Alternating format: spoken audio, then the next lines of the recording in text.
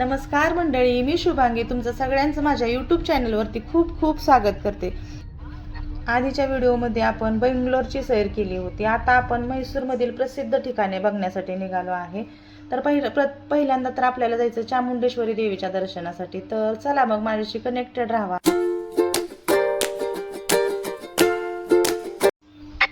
सकाळचं शांत गार वातावरण आणि सोबत आवडती गाणी, त्यामुळे आमचा प्रवास खूपच सुंदर मस्त सुरू होता. सकाळी पहाटे लवकर उठवण्याचं तर श्रेय शुभांगीताईला जाते बरं का. त्यामुळेच आम्ही लवकर पोहोचलो होतो चामुंडेश्वरी देवीच्या मंदिराच्या आवारात. इथं बघा ना, किती छान छान पूजा मांडलेल्या होत्या. प्रत्येक पूजेवरती एक एक कमळाचं फूल होतं. कमळाची फुलं बघून ना इतकं प्रसन्न वाटत होतं. इतके जवळून मी पहिल्यांदाच कमळाची फुलं अनुभवली होती. आम्ही पण मग पूजा घेऊन कमळाची फुलं घेऊन निघालो दर्शनासाठी. इकडे बघा ना, हे तर कळीच होती, त्यांनी पटकीनं फुलवून दिली. किती मस्त वाटत होतं. हा जो परिसर दिसतोय ना, तो मंदिराच्या एकदम समोरचा आहे. इकडचे शिखरे अशा पद्धतीचे असतात बरं का. आपल्या इकडचे शिखरे मंदिराचे वेगळे असतात. पहाटे इतक्या लवकर येऊन पण इतकी गर्दी बघून मी तर हवालदिकच झाले. म्हणलं इतक्या लवकर येऊन पण इतकी गर्दी, बापरे आता कधी दर्शन व्हायचं. आज ना अमावस्या होती, त्यामुळे सगळेच भक्त दर्शनासाठी आलेले होते. तर बघूया कसं होतंय चामुंडेश्वरी देवीचं दर्शन. मंदिरात तर काय व्हिडिओ वगैरे काढण्यास मनाई होती. हा जो दिसतोय तो परिसर मंदिराच्या दर्शन करून आल्यानंतरच्या बाहेरचा व्ह्यू आहे हा. तीर्थ पंचामृत घेऊन बाहेर पडायला लागलो आम्ही. मंदिर बरंच सजवलेलं होतं बरं का. बहुतेक काल परवा इथं काहीतरी कार्यक्रम झालेला होता. फुलांनी बरंच सजवलेलं होतं. बाहेर पडलो तर अजून गजऱ्यांचा प्रवास. काय करायचं, आम्हाला गजरे घ्यायचे नव्हते. आम्ही घातला होता वन पीस, त्यावर ऑड वाटेल ना. मग आम्ही सोनचाफ्याची फुलं घेतली. मंदिरात आत जाताना तर एक पण स्टॉल ओपन नव्हता, पण बाहेर दर्शन घेऊन पडलो तर बरेच स्टॉल ओपन झालेले होते. मस्त पर्स वगैरे होत्या, इकडं वेगळ्या पद्धतीच्या होत्या.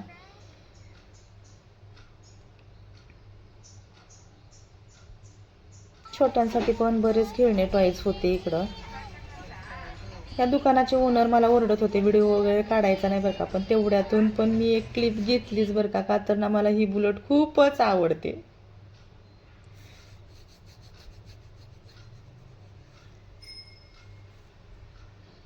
बाहेर म्हणे ही महिषासूर राक्षसाची मूर्ती होती. चामुंडेश्वरी देवीनं महिषासूर राक्षसाचा वध केला, त्याच्यामुळे ही त्याची तिथं मूर्ती होती.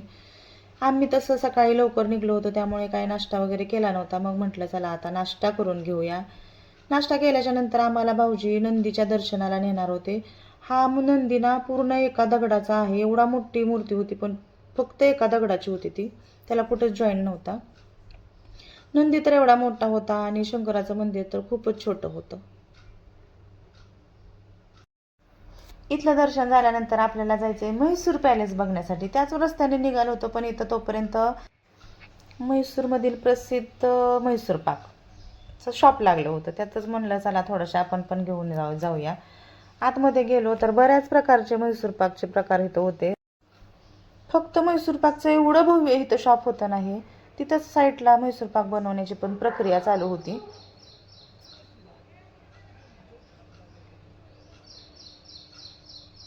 आणि त्याच्याच बाजूला हे चॉकलेटची फॅक्टरी होती. मस्त चॉकलेटचे लेअर इथं दिसत होते. इतक्या प्रकारचे चॉकलेट होते, बापरे.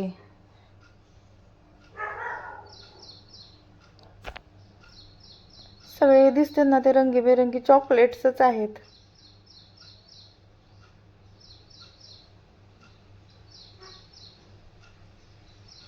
तिथून निघालो तर पुढे लागली आम्हाला ही म्हैसूर सिल्कची फॅक्टरी, हँडक्राफ्टची.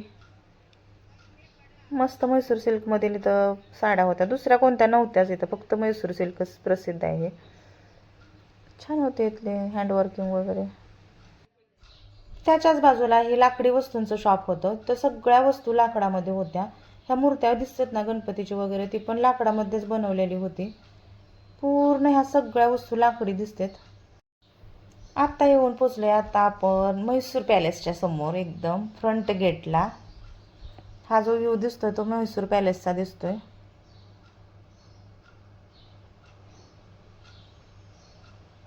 इथं सगळे दरवाजे वगैरे इतके मोठे मोठे होते आणि ते सगळे नक्षीकाम नाजूक केलेले लाकडी दरवाजे होते.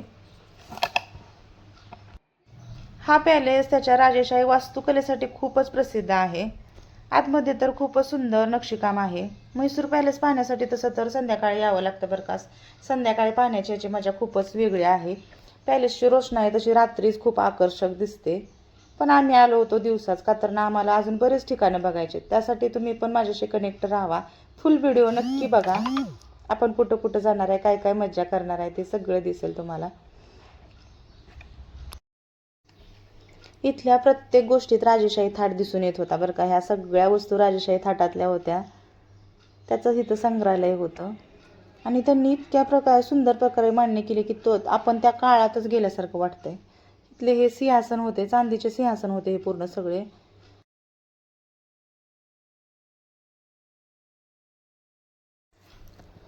बघा ना किती सुंदर महाल आहे, किती नाजूक नक्षीकाम आहे, ते किती जतन केले, मस्त ठेवले. वरती दिसतात ना ते त्यांचे राहण्यांचे हॉल दिसतात. इथं छताला पण बघा ना कशी वरून डिझाईन केली होती, इतकं नाजूक नक्षीकाम. वरती छताला पण कसं केलं असेल. इथं म्हणे राजा बसत होता आणि पुढे प्रजा बसत होती, त्यांचं ते ठिकाण होतं.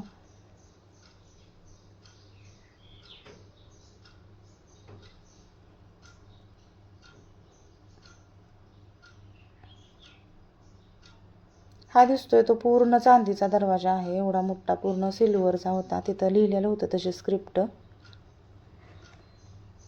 सिल्वर डोअर म्हणून.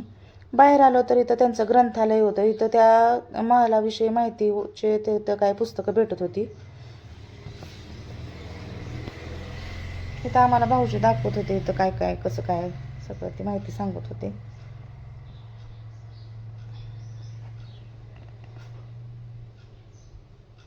तिथं काय आम्ही थोडे आमचे फोटोशूट वगैरे करून घेतले. इकडं बाहेर आलो तर ही नाणी दिसत होती. यातली कुणाला कुणाला कोणती कोणती नाणी आठवतात मला कमेंट करून नक्की सांगा. मला 20 पैसे 5 पैसे वगैरे आठवतात.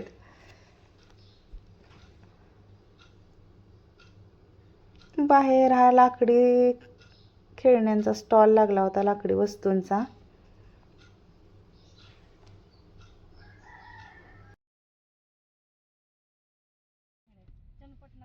म्हैसूर पॅलेस तर झाला बघायचा. खूपच छान वाटला म्हैसूर पॅलेस. तुम्ही पण कधी आला होता नक्की जावा.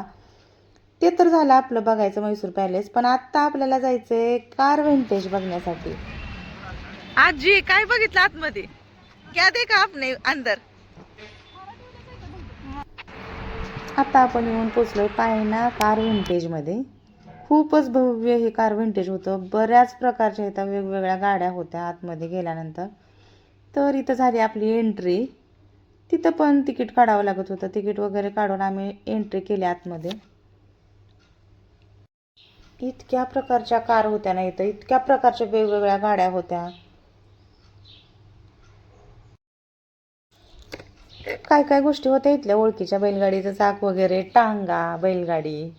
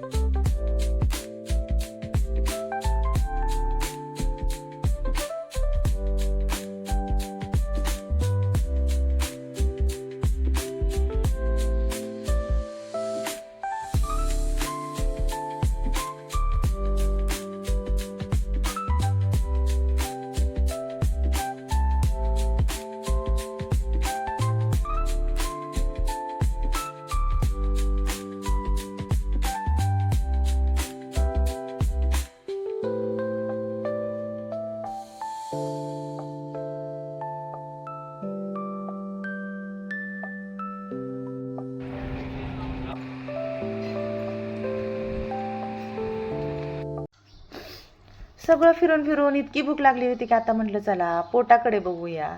मग काय पाकशाला म्हणून एक हॉटेल होतं, तिथं गेलो आम्ही आणि पोटोबा करून घेतला. पाठीशी ती उभी असताना कशाला कुणाला भिऊ ग भिऊ. अन मग येडाई माझा जीव ग जीव, येडाई माझा जीव, आहा, येडाई माझा जीव ग जीव, येडाई माझा जीव. पोटोबा झाल्यानंतर आम्ही मस्त मराठी गाणी ऐकत निघालो आता परतीच्या रस्त्याने. तर मंडळी, कसा वाटला तुम्हाला म्हैसूरचा प्रवास? पुन्हा भेटूया एका नवीन व्हिडिओमध्ये. अजून पुढे व्हिडिओ बघण्यासाठी तुम्ही माझ्या चॅनलला सबस्क्राईब केलं नसेल तर नक्की सबस्क्राईब करा. बाय.